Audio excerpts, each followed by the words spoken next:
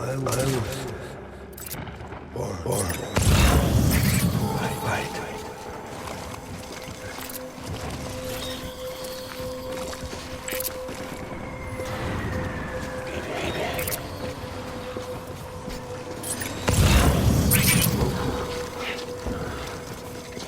Where are you, baby?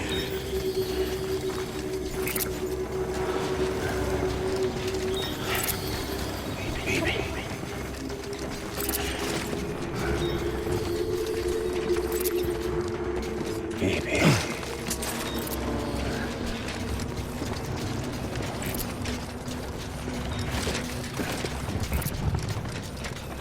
Where's my baby?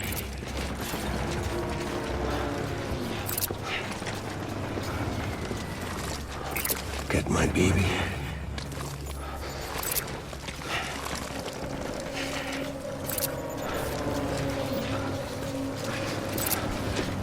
Baby.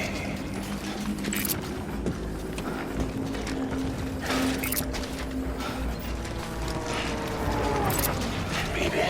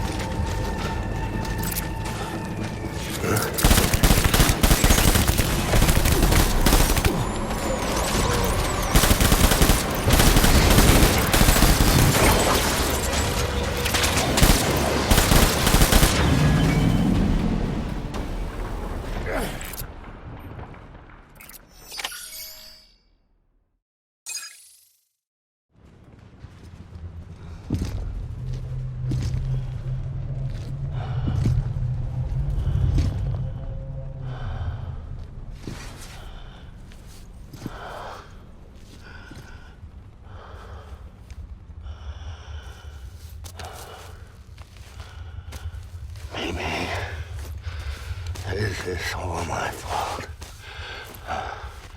I should never have put you in that prison. Maybe.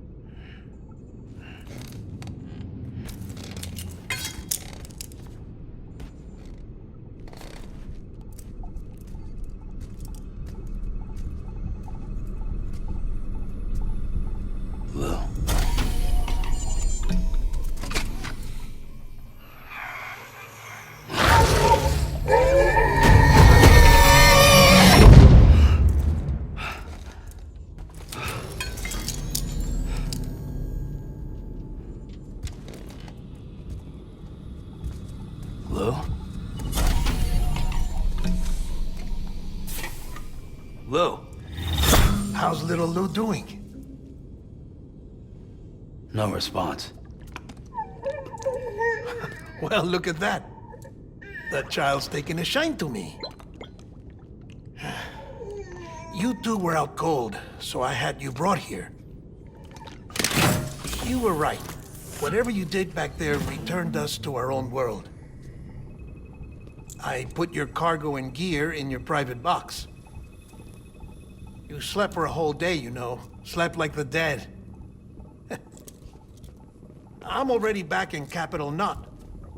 Fragile's beach has been coming in handy. Sam, I owe you an apology. Lou was the name you were going to give your own baby if he'd had made it. I should have pieced it together sooner. Don't know what you're talking about. I found some records from 10 years ago. A death, sudden, in the middle of a town. Young woman in the prime of her life. Nobody knew until it was too late. A void out. Her husband, who was a member of Bridges, had dooms. He tried, but he couldn't get to her in time. The whole town was wiped off the map, leaving nothing but a big crater and him. Because he was a repatriate.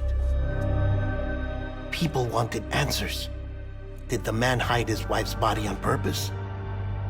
The only survivor was the only suspect. He was easy to blame, and people did. And pretty soon, they were blaming Bridges too. The man felt responsible, so he left. And his wife, who died, her name was Lucy. She'd been pregnant, poor woman. They were going to name their son Lou. Didn't happen. But it did. President Strand told me. She talked about you all the time. He didn't have to cut all ties and walk away, she said. You wanna shut the fuck up? Calm down, Sam. Take a seat.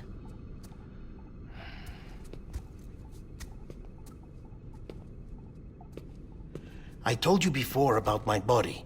70% harvested from cadavers. Do you want to know the real reason why? Because the story you've heard is one I made up. The truth is, I'm Frankenstein's monster. Artificial, grown from pluripotent stem cells. And when that vital spark didn't manifest in all my organs, they replaced the defective ones with those of the dead. I never had a birthday. I'm a soulless meat puppet.